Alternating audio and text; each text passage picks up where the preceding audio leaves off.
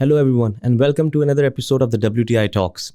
पाकिस्तान में बल्कि दुनिया के अंदर ही इस वक्त जो आप करंट अफेयर्स की बात करें, पाकिस्तान अफेयर्स की बात करें, ये हम देखते हैं it is being dominated these days by economy. जो इकोनॉमिक इश्यूज़ हैं उन्हीं के ऊपर ही सारी के सारी अदर डेवलपमेंट्स हो रही हैं। तो हमने सोचा क्यों ना कि हम पाकिस्तान की इकोनॉमी को ख़ास तौर पे समझने के लिए डॉलर रेट, पाकिस्तानी रुपी क्या है, एनर्जी के क्राइसिस क्या है, हमारा कर्जा, डेट का इशू, हमारी इन्फ्लेशन, महंगाई और इस तरह के दीगर इश्यूज़ को समझने के लिए हम एक सीरीज़ स्टार्ट करें। इसलिए way starting uncovering Pakistan's economy. इसमें जो मेरे साथ गेस्ट होंगे डॉक्टर अतर मंसूर साहब, उनका जो एक्सपीरियंस है पब्लिक पॉलिसी का, पब्लिक एडमिनिस्ट्रेशन का एज अ सिविल सर्वेंट, वो मोर दैन 2 डेकेड्स, 2 दहाइयों से भी ज़्यादा है। वो बहुत ज़्यादा मुख्तलिफ सीनियर लेवल पोजीशंस पे सर्व कर चुके हैं, काम कर चुके हैं, हैंड्स ऑन एक्सपीरियंस है काफ़ी ज़्यादा चीज़ों का जिनकी हम बात करेंगे उसके ऊपर। इसके साथ ही holds a doctorate, PhD and also an author of a book. और काफ़ी ज़्यादा दुनिया के जो फेमसली रिकग्नाइज्ड जर्नल्स हैं like British medical journal and others, उसके अंदर पब्लिकेशंस भी हैं। सो आज हम उनसे बात करेंगे पहले एपिसोड में इन्फ्लेशन के बारे में। Thank you so much for being on the show sir.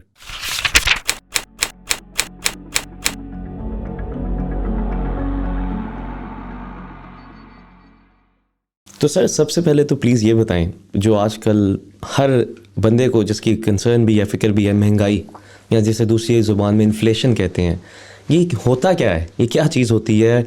कैसे कैलकुलेट करते हैं और इसका क्या सारा मैकेनिज़्म, हमारे ऊपर इफ़ेक्ट क्या है इसका? इसके बारे में सर प्लीज़ बताइए ज़रा। देखें, ये जो इन्फ्लेशन का कॉन्सेप्ट है इकोनॉमिक्स में, ये इकोनॉमिस्ट इसको इंटरप्रेट करते हैं टेक्निकल टर्म्स में परसिस्टेंट राइज इन प्राइसेस। और जो अशिया की कीमत एक पीरियड ऑफ टाइम पे जो इंक्रीज़ होती है, उसको इन्फ्लेशन टेक्निकल टर्म्स में उन्होंने वर्ड दिया हुआ इकोनॉमिस्ट ने। पाकिस्तान जैसे मुल्क जो डेवलपिंग कंट्रीज़ हैं या लो मिडिल इनकम कंट्रीज़ हैं, उनमें ये बहुत बड़ा इशू होता है क्योंकि लोगों की परचेजिंग पावर इससे इफ़ेक्ट होती है एडवर्सली, नेगेटिवली। और ये मनफी अंदाज में इफ़ेक्ट होती है तो उससे ह्यू एंड क्राई, शोर जो है वो इकोनॉमी में बढ़ता है। लोग जो हैं उनकी जब परचेजिंग पावर गिरती है चीज़ों की महंगाई की वजह से, तो वो शोर गोल करते हैं। और बेसिकली इसका जो कैलकुलेशन का तरीका है वो एक बहुत कॉमनली यूज्ड एक तरीका है जिसको कंज्यूमर प्राइस इंडेक्स कहते हैं। अमेरिका में जो कंज्यूमर प्राइस इंडेक्स है वो उनका BLS, bureau of labour statistics है, वो उसको कैलकुलेट करता है एक टिपिकल 4 का हाउस होल्ड, 4 लोगों के हाउस होल्ड के ऊपर, जो 270 कमोडिटीज़ वो बाय करते हैं एवरेज, और उनको 8-9 कैटेगरीज़ में उन्होंने डिवाइड किया हुआ है। पाकिस्तान में ये थोड़ा बड़ा है, जो कंज्यूमर प्राइस इंडेक्स की बास्केट है, ये तकरीबन 400 से ऊपर, 450 से ऊपर उसमें कमोडिटीज़ हैं। और ये 40 शहरों पे जो पाकिस्तान ब्यूरो ऑफ स्टैटिस्टिक्स है, PBS जिसको कहते हैं, वो मेजर करता है। ये करते हैं कि उसकी prices over a period of time उस बास्केट की कैलकुलेट करते हैं, एक बेस ईयर रखते हैं और फिर नेक्स्ट ईयर से उसको कंपेयर करके इन्फ्लेशन का रेट निकालते हैं। और इन्फ्लेशन का रेट पता होना भी हमें ज़रूरी है क्योंकि पाकिस्तान में इन्फ्लेशन रेट के ऊपर बहुत सोशल मीडिया पे आप देखते हैं चीज़ें आती हैं कि जी 30% हो गया, 38% हो गया। सोशल मीडिया पे लोग पोस्ट लगाते रहते हैं, ट्विटर पे, फेसबुक पे, लिंक्डइन पे, इधर उधर। तो इन्फ्लेशन रेट यूजुअली स्टेबलर इकोनॉमीज़ में ईयर ऑन ईयर, यानी कि ईयरली कैलकुलेट होता है। तो percentage increase in prices from previous year जब आप कैलकुलेट करते हैं, और वो मैंने आपको जैसे बताया CPI एक तरीका कार है, कंज्यूमर प्राइस इंडेक्स, उसके मुताबिक वो उसको कैलकुलेट करते हैं। लेकिन पाकिस्तान जैसी अनस्टेबल इकोनॉमी में ये लोग मंथली बेसिस पे भी कैलकुलेट कर लेते हैं, बिकॉज यहाँ पे प्राइसेस इंक्रीज़ इतनी अनस्टेबल और इतनी अनसर्टन और इतनी रैपिड होती हैं कि उसकी वजह से ये लोगों को बताने के लिए कि हमारा पिछले महीने में प्राइसेस का जनरल लेवल CPI के मुताबिक ये था और इस महीने में ये है। इसके अलावा एक और मैं पॉइंट यहाँ ऐड करूँगा कि एक इन्फ्लेशन रेट को जो इफ़ेक्ट करता है वो सिर्फ CPI की तरफ से मेजरमेंट नहीं होती, एक प्रोड्यूसर प्राइस इंडेक्स भी होता है जो इन्फ्लेशन के लिए एक प्रिडिक्टिव पावर रखता है। क्योंकि प्रोड्यूसर्स वाली साइड जो होती है उसने सप्लाई करनी है, कंज्यूमर वाली साइड जो है वो कंज्यूमर वाली साइड डिमांड वाली साइड है। तो इकोनॉमिक्स का जो बेसिक फ्रेम है डिमांड और सप्लाई का, कंज्यूमर ने कुछ मांगना है, प्रोड्यूसर ने उसको फिल करने के लिए सप्लाई करनी है। तो प्रोड्यूसर प्राइस इंडेक्स जो होता है वो जो इंटरमीडिएट गुड्स होती हैं, जो आप समझे रॉ मटेरियल या सेमी फिनिश गुड्स, और जो इनपुट्स लग रही होती हैं प्रोड्यूसर को प्रोड्यूस करने में, उनकी प्राइसेस ऊपर जा रही हैं तो वो भी इन्फ्लेशन रेट को इफ़ेक्ट करता है। तो जनरली अगर मैं सम अप करूं कॉमन आदमी के लिए, कॉमन शख्स के लिए, पाकिस्तान का जो बहुत इस वक्त परेशानी में मुब्तला है इन्फ्लेशन की वजह से, ये एक राइज इन प्राइसेस है जिससे आपकी परचेजिंग पावर नेगेटिवली या मनफी अंदाज में इफ़ेक्ट होती है। एक चीज़ मैं यहाँ ऐड करना चाहता हूँ कि limited levels of inflation are not bad. ठीक है, ये क्यों, उसके 2 पॉइंट्स मैं बताऊँगा। नंबर 1 कि अगर 2 से 4% या इवन 5% भी, 5 थोड़ा सा ज़रा हायर है, आप 2 से 4% की रेंज रखें। अगर 2 से 4% की इन्फ्लेशन रेट रहे इकॉनमी में, तो सप्लायर को एक इंसेंटिव होता है कि वो कॉस्ट कटिंग करके अपनी प्राइसेस 2% 4% अगले साल बढ़ जाएंगी। मतलब 100 रुपये की चीज़ अगले साल 102 की हो जाए या 104 की हो जाए, और वो कॉस्ट कटिंग करके इकोनॉमीज ऑफ स्केल से या एफिशिएंसी से अपनी प्रोडक्शन की कॉस्ट ऑफ प्रोडक्शन को कम कर ले, तो उसका प्रॉफिट मार्जिन बढ़ जाएगा। दूसरा, जब आपकी इतनी इन्फ्लेशन होती है 2, 3, 4%, तो जो बायर होता है वो सोच रहा होता है, बायर हमेशा रिस्क अवर्स, और वो उसको ये होता है कि 2 रुपये या 4 रुपये भी अगर प्राइस बढ़ रही है तो मैं कंजम्पशन आज कर देता हूँ, मैं फ्यूचर में क्यों करूँ। तो वो डिमांड बढ़ाता है। जब वो डिमांड बढ़ाता है तो सप्लायर उसकी सप्लाई करता है और इकोनॉमिक प्रोडक्टिविटी बढ़ती है और जीडीपी ग्रो करती है। तो ये नॉर्मल आदमी लोग ये समझते हैं कि इन्फ्लेशन होनी नहीं चाहिए। Inflation 2, 3, 4% is good, but double digit inflation जैसे पाकिस्तान में है, या अभी लोग मंथ ऑन मंथ पे बात कर रहे हैं, वीक ऑन वीक पे बात कर रहे हैं, तो ये 30%, 25%, 35%, this is extremely hurtful for the. बिल्कुल। और सर इसके ऊपर ही बिल्डिंग ऑन दैट, जापान में बल्कि ये इशू है कि उधर इन्फ्लेशन ही नहीं है, यस डिफ्लेशन है, बल्कि इसका ऑपोजिट है। यस, तो वहाँ पे इशू यही है कि वो फिर प्रोड्यूसर को इंसेंटिव क्या है, वो और प्रोड्यूसर्स लॉस में जाते हैं इंटरनेशनल। बिल्कुल सर। अच्छा सर, दूसरा ये भी बताएं कि पाकिस्तान में तो फिर ये प्रोड्यूसर प्राइस इंडेक्स ज़्यादा, क्योंकि अगर डिमांड देखें, या तो लोगों के पास जॉब्स उतनी नहीं है, स्टैंडर्ड ऑफ लिविंग उतना इम्प्रूव नहीं है, तो यहाँ डिमांड की वजह से तो फिर महंगाई नहीं ना हुई, या तो मोस्टली सप्लायर की तरफ से होगी महंगाई फिर। यस, यहाँ पे मोस्टली सप्लाई ड्रिवन है, क्योंकि देखिए हमारी इनपुट्स बहुत सारी इंपोर्ट होती हैं। सबसे बड़ा आपका पेट्रोलियम प्रोडक्ट्स है, उसकी वजह से आपकी ट्रांसपोर्टेशन कॉस्ट ऊपर चली जाती हैं, और बहुत सारी इनपुट्स आपको पता है आप मैन्युफैक्चरिंग सेक्टर के लिए भी इंपोर्ट करते हैं। तो वो फ्रेट्स दुनिया में ऊपर चले गए हैं, प्राइसेस ऊपर जब पेट्रोलियम की गई हैं, और फिर आपकी लेवीज़ और टैक्सेस जो हैं उनका भी एक स्ट्रक्चर जो है वो बहुत सारा उस पर डिबेट होती है।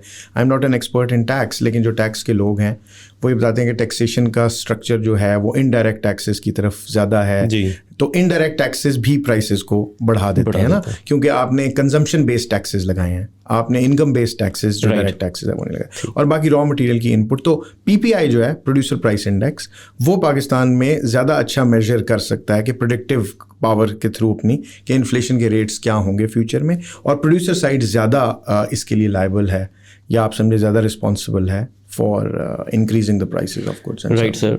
सर इंक्रीज्ड प्राइसेस की अगर बात करें तो मतलब it would be a sin to not mention cars, automotive industry हमारी, वहाँ क्या हो रहा है सर, आप बता सकते हैं कुछ, के एक हफ्ते में, बल्कि ओवर द नाइट कोई 2-2 मिलियन 15-15 लाख रुपए इंक्रीज़ हो रही है प्राइसेस गाड़ियों की, डॉलर बढ़ रहा है, बिल्कुल सब कुछ पूरी दुनिया में बढ़ रहा है, लेकिन और किसी सेक्टर में इस तरह नहीं ये जो इंक्रीज़ नज़र आता है जितना ये इस गाड़ियों वाले सेक्टर में आता है। तो और दूसरा सर कि अब डॉलर नीचे आ रहा है, तो क्या फिर प्राइसेस नीचे आएंगी गाड़ियों की, अब हमें एक्सपेक्ट करना चाहिए?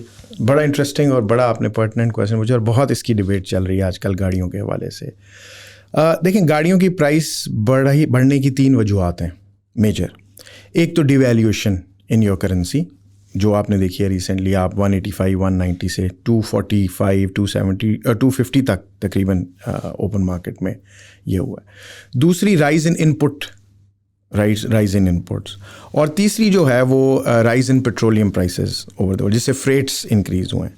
एक चीज़ इनमें रखें कि जो पाकिस्तान के जो बिग 3 प्रोड्यूसर्स हैं, जिसमें सुजुकी है, टोयोटा है और होंडा है, ऑटोमोबाइल में जो बड़े लोकल इनके यहाँ पे असेंबली प्लांट्स हैं, तो ये असेंबलर्स हैं, मेजॉरिटी ऑफ देयर जो कार की अंदर प्रोडक्शन जा रही है, और हाईफाई जो हाईटेक चीज़ें हैं उसमें वो इंपोर्ट हो रही हैं। जब वो इंपोर्ट होंगी तो वो डॉलर डिनोमिनेटेड, डॉलर्स में है ना ट्रेड आपकी, डॉलर वो एक, तो डिवैल्यूएशन ने आपको सबसे बड़ा कार्स की जो प्राइसेस में आया है वो डिवैल्यूशन की वजह से। दूसरा, पेट्रोलियम की प्राइसेस, आपने ट्रांसपोर्टेशन करनी है, गाड़ी को आपने कराची में असेंबल करना है, आपने पेशावर तक डिलीवर करनी है या लाहौर में लेके आनी है, इस्लामाबाद में लेके आनी है, तो फ्रेट की प्राइसेस आपको पता है कि कैसे ऊपर गई, और इंटरनेशनल फ्रेट प्राइसेस भी पेट्रोलियम की वजह से। और तीसरा जो आपका इशू है कि ओवरऑल इनपुट, लेबर की प्राइस, इन्फ्लेशन की वजह से लेबर भी ज़्यादा डिमांड कर रही है, और जो इनपुट्स इलेक्ट्रिसिटी और जो आपकी ऑपरेटिंग कॉस्ट जो हैं वो बढ़ गई हैं, तो कार की प्राइस है। अच्छा, कार्स एक डॉलर डिनोमिनेटेड एसेट के तौर पे पाकिस्तानी मार्केट में इस वक्त ऑपरेट कर रहा है। पाकिस्तानी जो इन्वेस्टर्स हैं या पाकिस्तानी जो सेवर है, जिसके पास कोई सेविंग पड़ी है और वो इन्वेस्ट करना चाहता है, तो वो डॉलर डिनोमिनेटेड एसेट में इसलिए रखना चाहेगा चीज़ें कि डॉलर स्ट्रॉन्ग हो रहा है, रुपी वीक हो रहा है। पाकिस्तान की करेंसी, मैं लिसनर्स के लिए और आपके लिए यहाँ पे पॉइंट आउट करूँ, it's one of the worst performing currencies in the world right now, ठीक है, क्योंकि इतनी अनस्टेबल, इतनी अनसर्टन है कि वो उसको समझ लोगों को नहीं आ रही कि वो रुपयों में रखें, किस में रखें। और यहाँ पे आपको तो रियल एस्टेट इन्वेस्टमेंट भी हो रही होती है। तो अभी लोगों ने एकदम पैनिक के अंदर डॉलर्स खरीदने शुरू कर दिए, डॉलर्स की डिमांड बढ़ गई और डॉलर इतने थे नहीं, तो डॉलर की प्राइस और भी ऊपर चली गई, और उस पर भी हम थोड़ी बात करेंगे। लेकिन कमिंग बैक टू ऑटोमोबाइल्स, ये डॉलर डिनोमिनेटेड एसेट्स हैं लोगों के अब, ठीक है, और ये डॉलर डिनोमिनेटेड एसेट्स जो हैं ये स्टिकी डाउनवर्ड होते हैं। स्टिकी डाउनवर्ड का मतलब ये है इकोनॉमिक्स में टेक्निकली, और मैं उसको सिंपल भी करके एक्सप्लेन करता हूँ कि जो प्राइस डाउनवर्ड जब जानी है तो वो स्टिक कर जाती है, वो डाउनवर्ड जाती नहीं है। और वो क्यों नहीं जाती? क्योंकि डॉलर डिनोमिनेटेड एसेट प्रेफरेंस है इन्वेस्टर की। इन्वेस्टर डॉलर डिनोमिनेटेड एसेट में डॉलर वाली अमाउंट रखना चाहेगा। तो कार एक डॉलर डिनोमिनेटेड एसेट के तौर पे सामने इमर्ज कर गई है, और मेरा ख्याल है कि आई एम नॉट होपफुल कि ये प्राइसेस नीचे ज़्यादा गिरेंगी। ये स्टिकी डाउनवर्ड हैं, ये प्राइसेस नहीं गिरेंगी, और डिमांड शायद लोगों की कम हो जाए, सेकेंड हैंड कार्स की बढ़ जाए जी, लोग अब कार सेकेंड हैंड कंजम्पशन थोड़ी रिड्यूस कर दें अपनी। लेकिन वो भी बड़ा मुश्किल नज़र आता है क्योंकि पॉपुलेशन ग्रोथ और लोगों की ट्रांसपोर्टेशन की नीड्स पब्लिक ट्रांसपोर्टेशन सिस्टम से पूरी नहीं हो रही, तो लोग कुछ ना कुछ डिमांड करें। कार्स ना करेंगे तो मोटरसाइकिल्स बिल्कुल ऐसे या कुछ ना कुछ करें, तो आई थिंक कि नीचे नहीं जाएंगे। और सर रिसेंट जो एक अभी डेवलपमेंट चल रही है ताइवान की, जी, तो वो खदशा है कि यूएस चाइना की ट्रेड वॉर दोबारा से अगर आ जाए जी, तो हमें याद है सर सेमीकंडक्टर्स जो माइक्रोचिप्स कहते हैं, उनकी प्राइसेस भी ऊपर जा सकती हैं दोबारा, जा सकते हैं। और एक एवरेज कार के अंदर मतलब कोई 1000 से 14000 या बिल्कुल ही अगर बेसिक कार भी है तो 200 से 300 माइक्रोचिप जरूर होती हैं उसके अंदर। बिल्कुल ठीक है, तो उसकी वजह से भी आई थिंक आपकी मुश्किल हो जाएगा। अगर दोबारा यूएस चाइना ट्रेड वॉर ऊपर करती है, एस्केलेट करती है, तो मुश्किल हो जाएगा। बिल्कुल सर। तो मतलब अब गाड़ियाँ यूटिलिटी के बजाय एक इन्वेस्टमेंट व्हीकल बन गई, आप ये कह रहे हैं? दैट्स वेरी अनफॉर्चुनेट कि इस मुल्क में रियल एस्टेट और ये चीज़ें जो हैं, ये इन्वेस्टमेंट्स हैं, लोग प्रोडक्टिविटी में रिस्क टेकर्स नहीं, एंटरप्रेन्योर्स नहीं है, राइट, कि वो रिस्क लें अपनी किसी इनोवेटिव प्रोडक्ट का, किसी आइडिया का, किसी आइडिया को जनरेट करें और प्रोडक्टिविटी बढ़ाएं, और उस पर भी हम बात करेंगे इकोनॉमी। बिल्कुल सर। सर डॉलर की आपने बात की, अभी रिसेंट क्या हुआ सर, मतलब पूरी दुनिया के अंदर डॉलर बढ़ रहा है, डॉलर इंडेक्स 20 ईयर्स हाईएस्ट पे पॉइंट पे था पूरी दुनिया की, बल्कि इमर्जिंग मार्केट्स सारी की सारी करेंसीज वो डाउनफॉल पे थी। न्यूयॉर्क टाइम्स ने भी इसके ऊपर लिखा।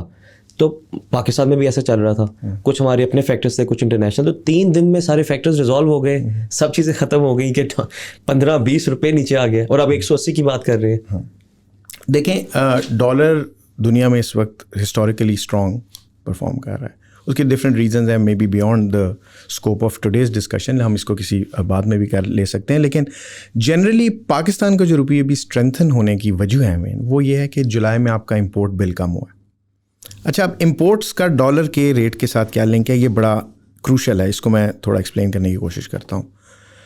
इम्पोर्टर जो होता है आपका, उसने जो बाहर से जिससे इंपोर्ट करनी है चीज़, उसको उसने डॉलर्स में पेमेंट करनी है। जब उसने डॉलर्स में पेमेंट करनी है तो वो डॉलर डिमांड करेगा।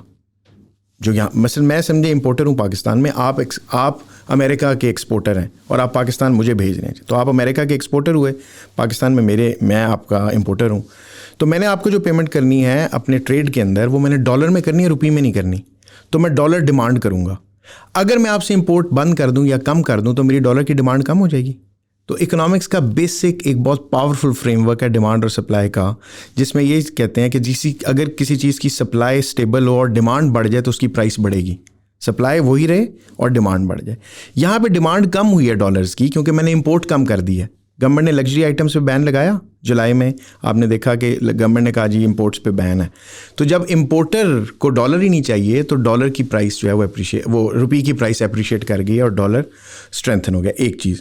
दूसरा, गवर्नमेंट का जो एक्शन प्लान जो IMF को देना था, उसके अंदर एक लास्ट एक्शन बहुत इंपॉर्टेंट था, पेट्रोलियम प्रोडक्ट्स पे लेवी लगाना। वो आपने देखा कि प्रेजेंट गवर्नमेंट ने वो लगा दिया। तो IMF का जो रेजिडेंट मिशन है इधर लाहौर में, उसने एनालिसिस किया और वो कहते हैं कि जी now you are ready for the, जो उनका 12th या 13th पता नहीं एनालिसिस था, वो इकट्ठा उन्होंने कंबाइंड किया है, 13th या 14th या 12th या 13th। उसके अंदर वो उनका एनालिसिस ये है कि पाकिस्तान ने वो एक्शन प्लान कर दिया और Pakistan is now ready for the next tranche, ठीक है, जो अब लोन का प्रोग्राम का पार्ट है। और उससे आपके फ्रेंडली कंट्रीज़ में भी कॉन्फिडेंस आएगा, ठीक है। और वो फ्रेंडली कंट्रीज़ जो हैं वो आपके बेसिकली जब आपके अंदर पंप इन करेंगे डॉलर्स, तो उस पर आपका अप्रिशिएट करेगा रुपी जो है। तो अभी जो करंट जो शॉर्ट टर्म में आपने एकदम कहा कि सर ये क्या हो गया 3-4 दिन में डॉलर जो है, इसका एक तो ओवरऑल जुलाई का इम्पैक्ट है कि जुलाई में आपकी वो अप्रिशिएट करेंसी इसलिए की है कि आपकी इंपोर्ट बिल हुआ है। दूसरा, आपकी डिमांड ऑफ डॉलर्स कम हुई है, तो इसकी वजह से आपका ये हुआ है। इन द लॉन्ग रन इसको देखेंगे कि ये कैसे बिहेव करती है, और लेकिन शॉर्ट रन में तो ये हुआ है। और सर एक बात की जाती है इसहाक डार के दौर में आर्टिफिशियली कंट्रोल की गई थी इसकी प्राइस, और PTI फिर आई और नई गवर्नमेंट आई, उन्होंने इसको फ्री फ्लोट किया जो असल रेट था। उससे क्या मुराद है कि आर्टिफिशियली कंट्रोल की जाती है इसकी प्राइस, कैसे की? देखें, इसहाक डार साहब की एक अपनी थिंकिंग है इकोनॉमिक मैनेजमेंट की। मैं उनकी थिंकिंग को चैलेंज नहीं कर रहा, लेकिन उनकी थिंकिंग के कुछ एडवर्स इफेक्ट्स भी हैं और उन्होंने कैसे किया ये मैं एक्सप्लेन करूँगा। सबसे पहली चीज़ तो इसहाक डार साहब के दौर में, यानी कि PMLN के दौर में जो बोरोइंग हुई है फ़ॉरेन, अगर 40 अरब 50 अरब जो भी डॉलर, मुझे फिगर तो एग्जैक्ट नहीं इस वक्त याद, लेकिन वट एवर द फॉरेन जो बोरिंग थी उसका ऑलमोस्ट 17% इंजेक्ट किया जाता था इकोनॉमी में डॉलर को स्टेबल रखने के लिए। देखें, again coming back to what I explained earlier कि you understand the price in terms of demand and supply. Dollar की डिमांड बढ़ जाए और सप्लाई ज़्यादा नहीं होगी तो डॉलर स्ट्रांग हो जाएगा। डॉलर की डिमांड कम हो जाए और सप्लाई स्टेबल तो डॉलर की प्राइस कम आ जाएगी, जैसे इंपोर्ट्स में हुआ है, मैंने आपको बताया, ठीक है। इसहाक डार साहब ये करते थे कि इसहाक डार साहब जो बाहर से फॉरेन लोन्स आते थे उसमें से ऑलमोस्ट 17% जो पूरा पोर्टफोलियो जो बाहर से आया उसमें उन्होंने इंजेक्ट किया। For example, at one point he injected $7 billion into the economy to keep dollar stable, ठीक है। उन्होंने बल्कि स्टेट बैंक में इंटरवेंशंस भी की। स्टेट बैंक वैसे तो एक ऑटोनोमस इदारा होता है ना, उस वक्त रियाजुद्दीन मेरा ख्याल है गवर्नर थे स्टेट बैंक के, और उन्होंने उनको चेंज करके एक सिविल सर्वेंट तारिक बाजवा साहब को लगाया। मैं ये अगेन तारिक बाजवा साहब की एक्सपर्टीज़ पे कोई कमेंट नहीं कर रहा यहाँ पे, लेकिन जनरली एक इकोनॉमिस्ट चाहिए जो monetary policy, exchange rates, inflation, interest rate, discount rate, इनको समझता हो। मैं ये नहीं कहता तारिक बाजवा साहब नहीं समझते होंगे, लेकिन I think as a civil servant he was more suitable for Ishaq Dar to intervene in the state bank's policy of keeping the exchange rate appreciated. Appreciate रखने के फ़ायदे भी हुए लेकिन नुकसान ज़्यादा हुए। फ़ायदा क्या हुआ? फ़ायदा ये हुआ कि इंटरनेशनल ट्रेड में आपकी इंपोर्ट्स की प्राइसेस स्टेबल रहीं। आप जब डॉलर को और रुपये के पैरिटी को कहीं मेंटेन करेंगे एक्सचेंज रेट को, तो जब आप बाहर से जो इंपोर्ट्स कर रहे हैं अपने, आपका मुल्क इंपोर्ट ओरिएंटेड है ना, आप एक्सपोर्ट्स तो ज़्यादा करते नहीं, ट्रेड अकाउंट आपका बढ़ता ही जाता है, ट्रेड डेफिसिट जो है, तो वो आपकी स्टेबल रही और आपकी करेंसी में, आपके मुल्क में जो इंपोर्ट्स आती रहीं वो एक स्टेबल प्राइस पे आती रहीं। तो प्राइसेस, इन्फ्लेशन बेस्ट रही PMLN के दौर में, कंट्रोल्ड 4-5-6%, 4-5-6%। PPP के दौर में भी बुरी थी और PTI के दौर में भी हुई, वो मैं आपको एक्सप्लेन करता हूँ अभी बाद में। So what Ishaq Dar did was he injected dollar into the economy ताकि उसकी सप्लाई अच्छी रहे, और अगर डिमांड है भी थोड़ी बहुत या जितनी भी है तो वो रेंज जो है वो अप्रिशिएट ना करे उसकी, डेप्रिशिएट ना करे रुपये, एक चीज़ वो। और दूसरा, स्टेट बैंक में इंटरवीन करते। नुकसान क्या हुआ? नुकसान ये हुआ कि आपका ट्रेड अकाउंट बढ़ता गया, आपकी एक्सपोर्ट्स हर्ट हुई। देखिए, आपकी एक्सपोर्ट्स का एक प्रॉब्लम है और ये बहुत बड़ा प्रॉब्लम है जो बहुत कम लोग हाईलाइट करते हैं। आपकी एक्सपोर्ट्स फीचर्स पे फाइट नहीं करती दुनिया में। आपके पास इनोवेटिव फीचर्स नहीं होते। कौन सी ऐसी चीज़ है जो पाकिस्तान एप्पल की तरह की इनोवेटिव प्रोड्यूस कर रहा है, या इवन एप्पल तो बहुत हाई टेक है मीडियम टेक में भी आप कौन से इनोवेटिव फीचर्स ज़्यादा देते हैं? बहुत कम चीज़ें होंगी ना। बिल्कुल। कोरिया को देख लें, सिंगापुर को देख लें, हांगकॉन्ग को देख लें, ताइवान को देख लें, इनकी डिफ्रेंसिएशन पे ये फाइट करते हैं इनके बिजनेसेस, कॉस्ट पे नहीं इतना फाइट करते। कॉस्ट अलग चीज़, ऐसे ही है जो हम कॉस्ट पे बीट करना होता है हमने इंटरनेशनल। तो अगर हम एक्सपोर्ट की प्राइस में, अपने करेंसी की एक्सचेंज रेट में अपनी करेंसी को अप्रिशिएट रखेंगे तो बाकी लोग हमारी डिमांड नहीं करेंगे ना। बिल्कुल। अगर हम थोड़ा सा डीवैल्यू करेंगे तो वो एकदम डिमांड बढ़ेगी बाहर, तो आपकी एक्सपोर्ट्स बढ़ेंगी। Although this is not a good strategy, but ये हर्ट हुई। या तो फिर आप डिफरेंशिएशन प्रोसेस अच्छी करवाएं ना, स्ट्रैटेजीज बनवाएं, बिजनेस को फ्लरिश करवाएं, बिजनेस को ऐसी पॉलिसीज दें कि उनके अंदर इनोवेटिव माइंड्स बैठें और वो अपनी प्रोडक्ट्स को डिफरेंशिएट करें। तो इसहाक डार साहब का, दूसरा इसहाक डार साहब के दौर में वैसे ही फिस्कल डेफिसिट के इशूज़ भी थे। फिस्कल भी, और लोन के पोर्टफोलियो को अगर आप मिस यूज़ करेंगे for injecting into the economy, for keeping the rate appreciated, तो उससे नुकसान भी हैं। फ़ायदा ये हुआ कि इन्फ्लेशन अच्छी रही तो लोग तारीफ ये करते हैं, देखें जी प्राइसेस बड़ी कंट्रोल्ड रही। राइट। तो लोगों के लिए तो सबसे बड़ा पाकिस्तान में इशू प्राइसेस है। पीपल डोंट केयर अबाउट कि हमारी एक्सपोर्ट्स इंपोर्ट्स को क्या हो रहा है, वो तो ये देख रहे हैं कि हमें रोज़मर्रा की चीज़ें CPI में कैसे मिल रही हैं। राइट। और सर ये आपने बड़ा बल्कि अच्छे तरीके से एक्सप्लेन किया कि शॉर्ट टर्म में बेशक इसका फ़ायदा था, but in the longer run उसका नुकसान। अच्छा सर, एक और चीज़ बताइएगा, अभी रिसेंटली ये पाकिस्तान इकोनॉमिक सर्वे रिलीज़ हुआ था और अभी हम पढ़ाते भी हैं तो बता रहे हैं 6% इकोनॉमिक ग्रोथ है जी ऑलमोस्ट। तो इंटरनेशनली अगर देखा जाए बड़ा अच्छा लेवल है इकोनॉमिक ग्रोथ का। चलिए ये तो 6% इकोनॉमिक ग्रोथ हो गई, हमारी इकोनॉमी भी 20 अरब डॉलर मेरे ख्याल से, मतलब 360 से 380 बिलियन की हो गई जी। तो लेकिन मेरी ज़िंदगी में, एक लेमैन कॉमन बंदे की ज़िंदगी में, मैंने तो नहीं वो ग्रोथ देखी मेरी परचेजिंग पावर के अंदर। इन्फ्लेशन भी आपने बताया चले हैं, लेकिन 6% ग्रोथ भी तो है, वो ग्रोथ किधर चली गई सर? मतलब वो समझ नहीं आया, कहीं डिसिपेट हो गई है, मुझे नहीं मिली। इसी इकॉनमी के हम सारे कंज्यूमर्स हैं ना, तो हमें वो ग्रोथ नहीं मिली। तो इसका सर क्या है, कितनी सिग्निफिकेंट है ये फिगर? 6% ग्रोथ कहने को बड़ी अच्छी है, बट इसका इफेक्ट क्या है असल? पहली चीज़ तो ये कि देखें जी, ग्रोथ का इफेक्ट लैग के साथ आता है। लैग समझते हैं आपको, थोड़ा पीरियड का, मतलब आज अगर ग्रोथ हो रही है तो ये कोई ये नहीं कि कल मुझे रिजल्ट मिल जाएगा उसका। तो ये 1 साल की ग्रोथ है, 5.97 5. इकोनॉमिक सर्वे का फिगर ये है इस दफ़ा का। मलेशिया की एग्जांपल देता हूँ। मलेशिया महातीर मोहम्मद के 22 साल के जो पहला पीरियड था, बाद में भी महातीर 1-2 साल के लिए भी पीछे आए, रिसेंटली टेम्परेरी पीरियड था उनका, लेकिन वो जो लॉन्ग रन जो महातीर ने रूल किया है 22 साल, उसमें पूरे 22 साल की एवरेज ग्रोथ रेट 6.1 है। तो हम तो 1 साल भी नहीं 6 अभी कर सके, पूरी 5.97 है। तो उसका रिजल्ट एकदम नहीं आना। तो आपका क्वेश्चन बिल्कुल ठीक है कि सर ये ग्रोथ बड़ी अच्छी है, लेकिन कॉमन आदमी को इसका क्या हुआ, मुझे डिसिपेट कर गई। एक चीज़ ये है कि ये ग्रोथ अगर अगले 10 साल इसी ट्रेजेक्ट्री पे रहे, मैं नहीं कहता 8% हो जाए, 10% हो जाए, 12% हो जाए, वो तो इम्पॉसिबल है। आप 5 से 7% की एक रेंज मुतय्यन कर दें, जो भी गवर्नमेंट हो, और उस पर कह दें कि कॉम्प्रोमाइज़ कोई नहीं है, चाहे PTI है, चाहे PMLN है, चाहे PPP है, चाहे PDM है, चाहे कुछ भी बना हुआ है। तो हमें इकोनॉमिक क्वागमायर से निकलने के लिए रूल ऑफ थंब ये है कि 6 से 7% कोई 10-15 साल के लिए ग्रोथ चाहिए। तो पहला जो आपका क्वेश्चन है वो वैलिड ये है कि ये कहाँ गया डिसिप्लिन। दूसरा प्रॉब्लम देखें, इस मुल्क की पॉपुलेशन ग्रोथ क्या है। सो अगर 2.2% 2.2 या 2.4, दोनों में से जो भी फिगर, 2.2 वाला हम बाय कर लेते हैं कि 2.2% के, 2 से तो ऊपर ही है डेफिनेटली। तो अगर ये 2% से ज़्यादा पॉपुलेशन ग्रो कर रही है इकोनॉमी में, तो आप अंदाज़ा कर लें कि 230 मिलियन में कितने लोग ऐड हो रहे हैं।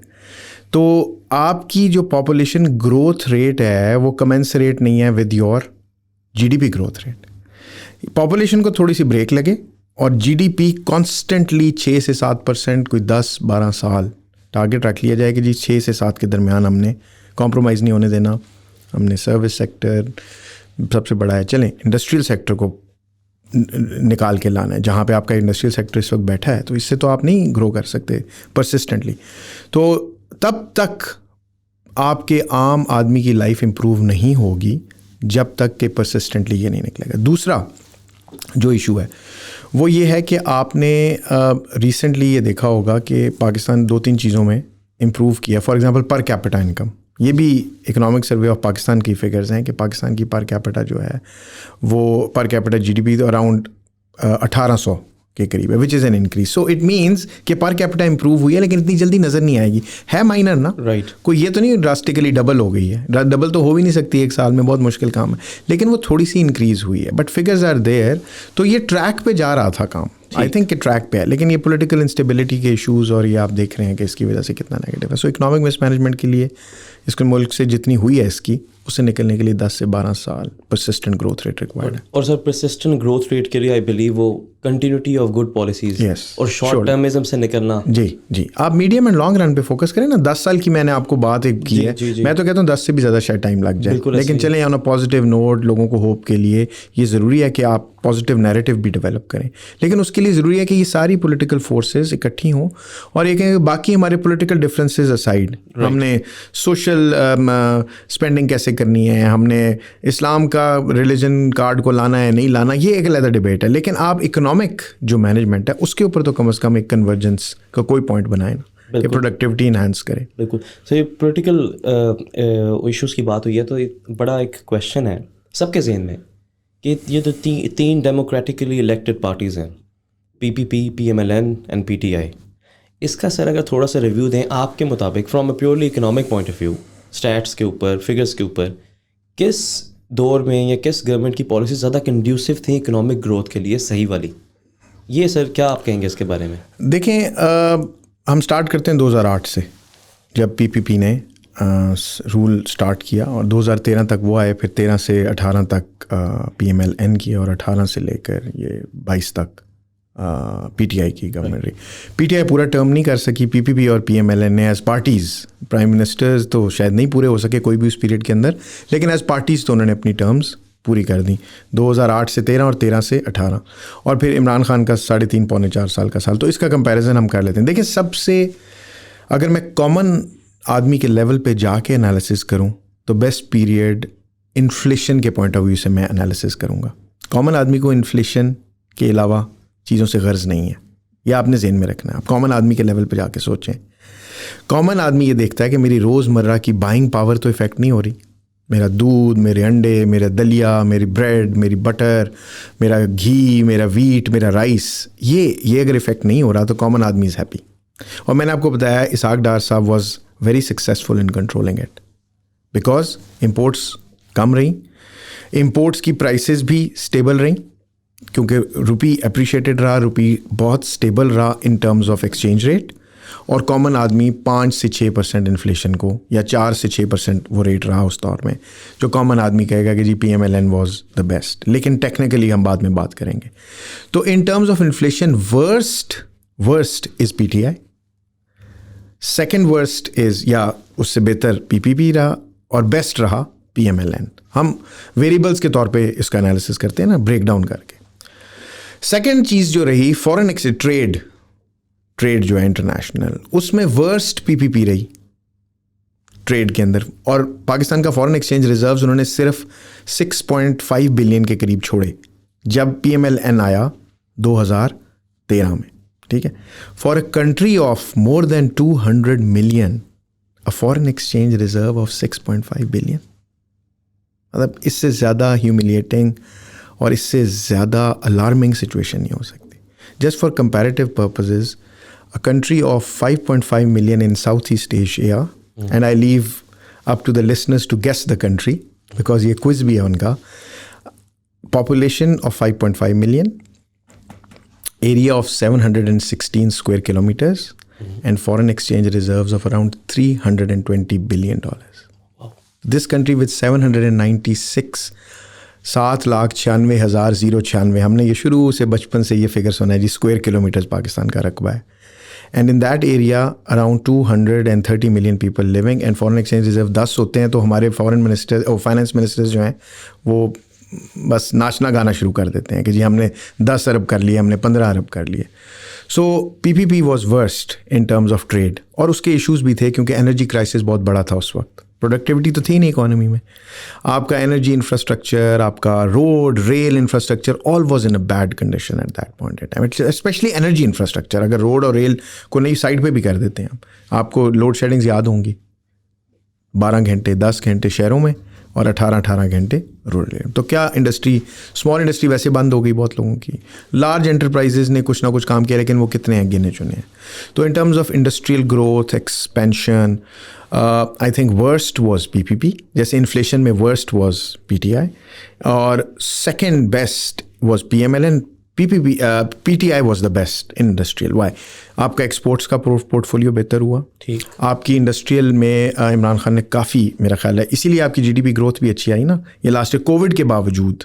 इमरान खान को जो बड़ा चैलेंज रहा वो रहा कोविड का, जो 1.5-2 साल, वो कोविड के अंदर आपके लॉकडाउन्स, आपके वो एम्प्लॉयमेंट्स के इश्यूज़ और वो आपके क्रैश ट्रांसफ़र्स करने लोगों को ताकि उनकी just to keep them buoyant and afloat, तो उसकी वजह से। लेकिन ओवरऑल मैं आपको इसकी पर्सनल भी एक एग्जांपल शेयर कर सकता हूँ, एनेक्डोटल एविडेंस है मेरे पास।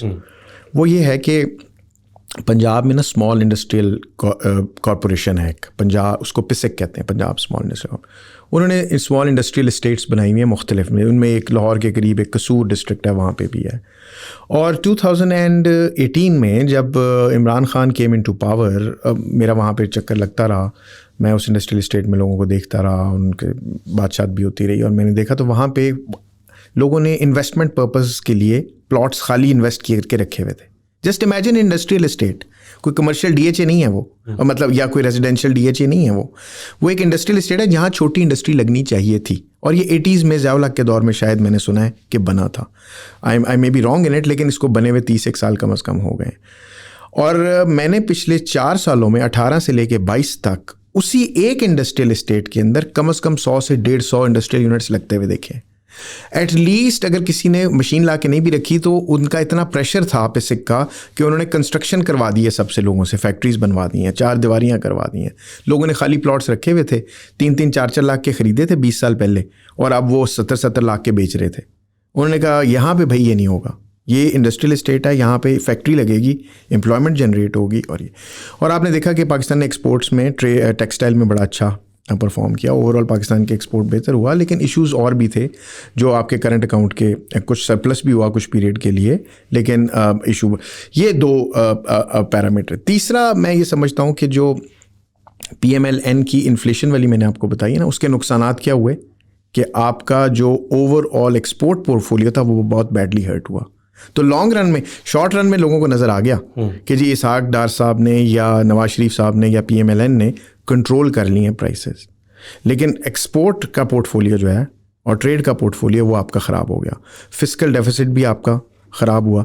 इमरान खान के दौर में फिस्कल भी आपने देखा रिकॉर्ड, अभी लास्ट ईयर भी कहते हैं जो लास्ट फिस्कल ईयर ख़त्म हुआ इसमें रिकॉर्ड रेवेन्यूज़ और टैक्स कलेक्शन हुई है, ठीक है। उससे पहले भी आपने जो टारगेट्स रखे आपने तकरीबन अचीव कर लिए, या बहुत सारे आपने उसमें परफॉर्म किया, तो फिस्कल साइड भी ठीक थी। इमरान खान की मॉनेटरी साइड थोड़ी वीक रही, और उसके अंदर इन्फ्लेशन का इशू रहा, और उसके अंदर ये जो एक्सचेंज रेट था उन्होंने उसको थोड़ा छोड़ा मार्केट की फोर्सेस के ऊपर, क्योंकि रज़ा बाकिर जो डॉक्टर रज़ा बाकिर जो आए थे गवर्नर, जो he was governor for 3 years, अभी रिसेंटली में मेरा ख्याल रिप्लेस हुए हैं, तो उनका थोड़ा मेरा ख्याल है ये पॉलिसी थी कि इसको थोड़ा सा फ्री पे छोड़ा जाए, और उससे थोड़ा सा ये हुआ कि डॉलर जब आपका स्ट्रॉन्ग हुआ, रुपी वीक हुआ, तो थोड़ा सा इन्वेस्टर को और पाकिस्तानी लोकल मार्केट में थोड़े जो इम्पोर्टर्स थे उनको इशू हुआ, और कॉस्ट भी बड़ी चीज़ों की। तो overall if I rank overall in terms of GDP growth rate, in terms of inflation, in terms of industrial policy, in terms of fiscal policy, monetary policy, I think my tilt would be कि I would rank PTI as number 1, and given उनको एक जो advantage मैं समझता हूँ कि या उनको बेनिफिट ऑफ जो हमें देना चाहिए वो देना चाहिए कि कोविड का पीरियड था, बिल्कुल, और वो दुनिया में ही सारे इतनी श्रिंक हो गई कि आपकी एक्सपोर्ट्स भी क्या होनी थी, जब डिमांड्स ही कम हो गई हैं ओवरऑल, तो आपकी कौन सी वैल्यू एडेड प्रोडक्ट्स हैं, हाई-फाई, आपने तो कोई राइस और ये चीज़ें बेचनी है ना, तो वो इशू है। And second I will go for PML and third for PPP। एक चीज़ और मैं PML में ऐड कर दूंगा कि PMLN का जो उस वक्त पीरियड था उसमें थोड़ा सा चैलेंज आया, वो चाइना ने हेल्प कर दिया आपकी। आपको याद होगा 2011 ओसामा बिन लादेन वाला ऑपरेशन नेपच्यून स्पीयर, या I don't know what is it called, something like that, right. So वो हुआ जो ओसामा बिन लादेन का 12 में पाकिस्तान FATF की ग्रे लिस्ट में चला गया था, 13 में PMLN आया, और 15 में इन्होंने CPEC के एग्रीमेंट साइन किए 46 के, बाद में वो 52 के हुए, फिर अब वो 62 का पोर्टफोलियो है। तो आपकी एकदम मैसिव इंजेक्शन आया। बाकियों ने FDI विड्रॉ की थी, राइट। स्टेट बैंक के फिगर्स हैं कि ओसामा बिन लादेन के एपिसोड के बाद US, UK, जापान, ऑस्ट्रेलिया, इन्होंने इन्वेस्टमेंट्स बाहर निकालनी, चाइना ने इंजेक्ट किया, जब चाइना ने इंजेक्ट किया और इतना बड़ा पोर्टफोलियो दिया BRI के अंडर, CPEC में भी है, CPEC is the flagship project, front runner, ठीक है ना, वो प्रोजेक्ट और इसकी बड़ी स्ट्रेटेजिक लोकेशन के अलावा भी इन्वेस्टमेंट सबसे हैवी इसमें है बायलैटरल एग्रीमेंट में। तो वो जब आया तो उससे मेरा ख्याल है कि एक एडवांटेज PMLN को मिल गया था, ब्रीदिंग स्पेस भी मिल गई थी, डॉलर्स भी आए, आपके इन्वेस्टमेंट्स भी आई, चाइना ने आपको एनर्जी के शॉर्टफॉल से निकाला, कोल प्लांट्स जल्दी जल्दी लगा दिए, आपके सोलर ये वो जो चीज़ें थी उसमें इन्वेस्टमेंट्स आई। उसके ऊपर डिबेट और कंट्रोवर्सीज और क्रिटिकल एनालिसिस एक अलग चीज़ है, वो अलग हम उस पर कर सकते हैं, लेकिन जस्ट टू समराइज, तो उसकी वजह से PMLN को एडवांटेज मिला जो कि इमरान खान के दौर में नहीं था। और Imran Khan initially was not very pro China, he was thinking कि शायद ये चाइनीज़ एग्रीमेंट्स में किक बैक्स हैं, ये वो हैं, तो Chinese were not initially happy, जिससे इमरान खान थोड़ा he was left in the lurch, but later I think he realised कि China has been helping and China has always extended helping hand towards Pakistan. बिल्कुल। अच्छा सर, फाइनल क्वेश्चन में जाने से पहले एक हाइपोथेटिकल मैं आपसे पूछना चाहता हूँ कि अगर मैं as a common man, as a layman, मैं एक पैरामीटर बनाऊँ महंगाई को लेके, जैसे आपने कहा है हम कंसर्न भी उससे ही होते हैं, तो ये जो सब आपने बातें की है मैं कहता हूँ ठीक है, लेकिन मेरी ज़िंदगी में तो महंगाई ने इफेक्ट करना है, तो क्या जो PMLN की, इसहाक डार की जो भी पॉलिसीज़ थी, क्या वो मतलब क्या उनका ऐसा नुकसान है, अब मुझे बताएं मेरे लिए, आम शहरी के लिए, कि अगर वो कंटिन्यू रखता वैसे तो चलता रहता, इन्फ्लेशन कंट्रोल में रहती, डॉलर कंट्रोल में रहता, उसको अगर हम उसी तरह चला ही रखते, मेरी ज़िंदगी की तो सही थी, तो क्यों नहीं हम कर सकते? इसकी क्या रीज़न है, इसका क्या जवाब है कि वैसा जो वो पॉलिसीज़ हैं वो हम लॉन्ग टर्म नहीं चला सकते? देखिए लॉन्ग टर्म मैंने आपको बताया इस मुल्क को क्या चाहिए, 6% या उससे ऊपर की ग्रोथ रेट। जी, वो GDP किधर जाना है ग्रो करके? GDP, what does GDP represent? Production in your economy in a given period of time. बिल्कुल सिंपल, ठीक है। आपकी जो ग्रॉस प्रोडक्शन डोमेस्टिक आपके बॉर्डर्स के अंदर, सॉवरन बॉर्डर्स में जो प्रोड्यूस होता है, जो गुड्स हैं या सर्विसेज हैं, उसकी विद इन 1 ईयर जो प्राइस है फाइनल, वो हम GDP कहते हैं।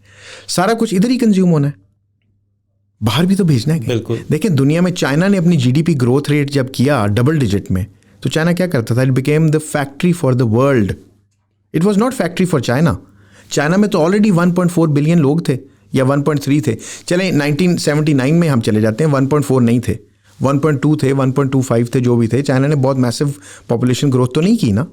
तो चाइना उस वक्त भी डोमेस्टिक मार्केट दुनिया की बहुत सारी कंट्रीज़ को मिल के बढ़ा था, लेकिन उन्होंने क्या टारगेट किया अपनी GDP से? दुनिया। तो इसहाक डार की पॉलिसी, मैं तो चले खुश हूँ, मेरी प्राइस तो 4 रुपये ही बढ़ी है एक साल में, या 5 रुपये बढ़ी है चाय, चीनी, पत्ती, जो भी चीज़ आप पी डेली, लेकिन मुल्क को क्या नुकसान हो रहा है? मैं आपको इसको एक बड़ी छोटी सी एग्जांपल दे रहा हूँ। हमारे कुछ दोस्त हैं मेरे नेटवर्क में जो फॉरेन कंसल्टेंसीज करते हैं। हम जब ये डॉलर, अभी आप पिछले दिनों ये डॉलर के साथ जो डिज़ास्टर, रुपये के साथ जो डिज़ास्टर हुआ है अगेंस्ट डॉलर, तो उसमें ऐसी इनफॉर्मल ड्राइंग रूम टॉक में ये बात हो रही थी कि जी देखिए मेरी सैलरी आती है $7,000, तो मेरी ना ये 185 रुपये के हिसाब से इतनी पाकिस्तानी सैलरी थी, अब 245 के हिसाब से इतनी है। तो हमने उस बंदे का थोड़ा सा मजाक उड़ाया, हमने कहा यार तू कितना मतलब ये है कि for you 60 rupees per dollar increased from 185 to 245, you are happy, but मुल्क का क्या हाल हो रहा है?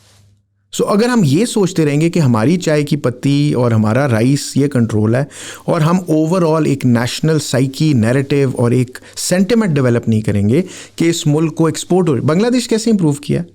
बांग्लादेश कैसे 8% 7% पे, कैसे second biggest garment exporter of the world बना है?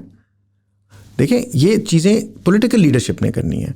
टेक्निकल साइड मेरी आप जैसी जो लोग छोटा मोटा इकोनॉमिक्स को समझते हैं, वो ऐसी बात तो पॉडकास्ट में या वो कर सकते हैं, लेकिन असल तो बाय इन करवाना जो कौम से है वो तो पॉलिटिकल लीडर ने करवाना है ना। तो अगर पॉलिटिकल लीडर गलत डायरेक्शन पे आपको शॉर्ट टर्म में चढ़ा देगा, तो आप गलत रास्ते पे चढ़ जाएं, मोटरवे पे चढ़ने के बजाय आप किसी और ट्रैक पे जाने की इस्लामाबाद कोशिश करेंगे तो आप इस्लामाबाद नहीं पहुंच सकेंगे। पाकिस्तान इस्लामाबाद जाना चाहता है या कहीं और जाना चाहते हैं यहाँ की कौम, तो उसके लिए फिर आपको वो एक टफ़ पाथ लेना पड़ेगा जिस पे आपको स्पीड भी मेंटेन करनी पड़ेगी, आपको स्पीड ब्रेकर्स भी हटाने पड़ेंगे, और फिर आपको एक ऐसी स्पीड पे जाना पड़ेगा कि जिससे आप लॉन्ग रन में अचीव करें। शॉर्ट साइटेडनेस दुनिया को कहीं नहीं लेके जाती। एक छोटे पीरियड के लिए आप खुश हो जाएंगे, लेकिन मीडियम रन लॉन्ग रन के लिए आप किधर जाएंगे? और फिर आपने अगर पॉवर्टी लॉन्ग रन में देखनी है, आपने परचेजिंग पावर को डिक्रीज़ होते हुए लॉन्ग रन में बिकॉज ऑफ दिस देखना है, जीडीपी ग्रोथ नहीं देखनी, तो आपका level of quality of living या स्टैंडर्ड ऑफ लिविंग तो इम्प्रूव नहीं करेगा। Very well said sir, I agree with you. मतलब मैं सिर्फ हाईलाइट करवाना चाह रहा था कि हम इसका जवाब ये बनता है कि लॉन्ग टर्म के अंदर ये चीज़ें सस्टेनेबल ही नहीं है। सो सस्टेनेबिलिटी की तरफ जाना है, उसका नुकसान दोबारा उसी लेमैन को हो जाएगा। जब रेवेन्यू नहीं आएगा फिर कर्जे और मिलेंगे, फिर आपके टैक्सेस बढ़ेंगे। बिल्कुल ठीक सर। फाइनली बताएं कि कुछ कैटेगोरिकल मेजर्स क्या हो सकते हैं अगर आप फॉर इंस्टेंस आज आपको दिया जाए ये चार्ज के इस इन्फ्लेशन की आज हम बात करेंगे इस एपिसोड में, इसको कंट्रोल करें, तो क्या कोई 2-3 मेजर्स, कोई प्रेसिडेंट्स हैं दुनिया में भी या हमारे नेबर्स में, हमारे रीजन में, क्या आप मेजर्स ले सकते हैं? देखें, बुखार होता है जब, तो शहद पी के उसको ट्रीट नहीं किया जाता या चीनी खा के ट्रीट नहीं किया जाता, आपको कड़वी पिल लेनी पड़ती है जिसका नाम पैनाडॉल है या डिस्प्रीन है। तो ये बुखार में मुब्तला है ना कौम, इन्फ्लेशन के बुखार में, और इन्फ्लेशन का बुखार किसी डिजीज़ की वजह से है। वो डिजीज़ हमने काफ़ी सारी डिस्कस करी, सिम्टम है ना बुखार। Inflation is a symptom of many problems जो अंडरनीथ द सर्फेस काम कर रही हैं। जो रूट कॉज है वो हमें पहले देखना है, और वो मैंने आपको बता दिया है। इस मुल्क में जीडीपी नहीं है, इस मुल्क की प्रोडक्टिविटी नहीं है, इस मुल्क की एक्सपोर्ट्स नहीं है, टैक्सेशन सिस्टम फ्लॉड है। टैक्सेशन सिस्टम में बहुत बड़े क्रिटिसिज्म हैं, डायरेक्ट और इनडायरेक्ट का क्या प्रोपोर्शन है आपके रेवेन्यू के अंदर, और आपकी और जो नॉन डेवलपमेंटल एक्सपेंडिचर है। ठीक है, जो कड़वी पिल है ना पैनाडॉल, मैं अगर इस नेशन को देखें, मैं पॉलिटिकल लीडरशिप में हूँ नहीं। पॉलिटिकल लीडरशिप ने तो पॉलिटिकली पॉपुलर डिसीजंस लेने होते हैं to win back the election, right. Political economy की एक एजम्पशन है कि जो पॉलिटिकल एक्टर्स होते हैं they seek to survive, which mean that they would not want to go away from power. They would like to seek the survival, and the survival is to remain in power, in the corridors of power. What I would do as a technical person to advise or to guide someone is that वो Panadol में 2 चीज़ें बड़ी important. एक तो developmental spending कम करनी पड़ेगी, because आप problem यह ट्रेड ऑफ है ना, कम करेंगे तो लोग हर्ट होंगे कि यार डेवलपमेंट स्पेंडिंग कम हो रही है। बिल्कुल ठीक है, लेकिन आपको अपनी स्पेंडिंग को कंट्रोल करना है ना, ताकि स्पेंडिंग डेवलपमेंट कम करेंगे तो लोगों की जेब में थोड़ा कम पैसा जाएगा तो वो जो छोटी मोटी डिमांड्स भी हो रही हैं वो डिमांड पुल इन्फ्लेशन तो नहीं होगी। ठीक है, कॉस्ट साइड पे आपको एक्सचेंज रेट स्टेबिलिटी करनी पड़ेगी। अब मैं ये नहीं कहता कि आप फुल पेग कर दें जैसे China can afford to do it, because उनकी डिफरेंशिएटेड प्रोडक्ट्स भी हैं और सस्ती वाली भी हैं, दोनों हैं। आप देखें ना, चाइना ने एक्सपर्टीज़ हासिल सिर्फ ये नहीं की कि सस्ती चीज़ें बना के बेचता है, वो हाईली कंपेटिटिव चीज़ें भी दुनिया में, उन्हें इलेक्ट्रिक कार्स हो गई हैं शुरू, उनकी हाईटेक प्रोडक्ट्स उनकी इतनी सारी आ गई हैं, उनकी सेमीकंडक्टर इंडस्ट्री, उनका इनोवेटिव रीजन्स आप देखें तो वो कैसे ड्रोन सबसे ज़्यादा चाइना के अंदर, और उनका DJI फैंटम जो है वो। सो बेसिकली एक तो ये है कि डेवलपमेंट, दूसरी आपको टैक्सेशन बढ़ानी पड़ेगी। अब प्रॉब्लम यह है कि मैंने अभी पहली बात की है तो थोड़ा सा कॉन्ट्राडिक्शन भी होगी मेरी बात के अंदर, लेकिन I want to explain it also कि डायरेक्ट टैक्सेशन तो बढ़नी चाहिए ही है, लेकिन कंट्रोल करने के लिए डिमांड को इनडायरेक्ट टैक्सेस को भी थोड़ा बहुत करना पड़ेगा, ट्वीक और टिंकर। उसकी क्या इलास्टिसिटी है चीज़ों की, वो टेक्निकल साइड मॉडलिंग करके निकालेगी। हमारे मुल्क में प्रॉब्लम यह है कि पूरा होमवर्क किए बगैर डिसीजन लिया जाता है, टैक्स बढ़ाना इतना, मुझे ये लगता है। यू सी, कम से कम पब्लिक डिस्कोर्स में नहीं होता। मैं ये नहीं कहता कि हाईली टेक्निकल चीज़ें भी पब्लिक डिस्कोर्स में लाएं, ना पीपल आर इंटरेस्टेड, ना दे वांट टू अंडरस्टैंड, और कैपेसिटी के भी इश्यूज हो सकते हैं। हर बंदे को तो टेक्निकल मॉडलिंग नहीं समझ आएगी ना, लेकिन एटलीस्ट कॉमन आदमी में के ज़बान में ट्रांसलेट करके कुछ मेजर फीचर्स तो रखे जा सकते हैं कि कोई डिबेट्स हों, कोई डिस्कशंस हों, कोई ओपन फोरम्स हों जहाँ पे क्या। ये 2 चीज़ें मेरा ख्याल है इमीडिएट रिलीफ ला सकती हैं कि टैक्सेशन को थोड़ा बढ़ाया जाए और आपकी डेवलपमेंट स्पेंडिंग कम की। लॉन्ग रन में यही है कि आपकी जो देखें सबसे बड़ा जो हिट करता है ना आपके मुल्क में वो ये है कि मैंने आपको बताया इनपुट कॉस्ट बढ़ती है, तो वो मैंने आपको प्रोड्यूसर जो पैरिटी इंडेक्स वो बताया था, परचेजिंग इंडेक्स, उसके अंदर मैंने आपको ये बताया था कि उसकी इंटरमीडिएट गुड्स की या रॉ मटेरियल की प्राइस जब बढ़ती है तो वो इवेंचुअली ट्रांसलेट करता है अपनी हायर कॉस्ट के अंदर, प्राइस के अंदर, और वो फिर लोगों को बाय करने।